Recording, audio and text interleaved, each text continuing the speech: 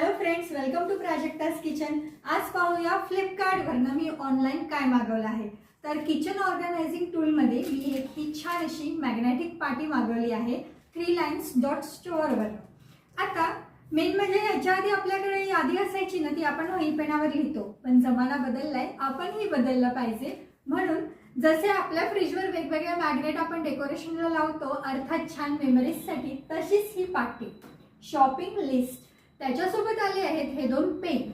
ह्या पेनने काय करायचं, सिंपली मस्तपैकी आपली शॉपिंग लिस्ट ह्याच्यावर लिहायची। जसं की मला दूध हवं आहे अर्धा लिटर, आणि समजा आपल्याकडे असेल ना तर इथे तुम्ही काही पण ऍड करू शकता, जशी की माझी स्टोरिंग लिस्ट। ऑलरेडी माझ्या फ्रीजमध्ये किती दूध आहे, अर्धा लिटर।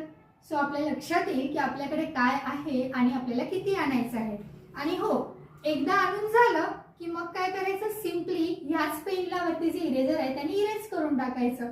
सो आहे की नाही, खूप सिंपल, इझी टू यूज आणि खूप इझी, कारण कागद हरवू शकतो इकडचा इकडे। मॅग्नेटिक पाटी तुम्ही मूव्ह करू शकता, पण ती कुठेही हरवणार नाही।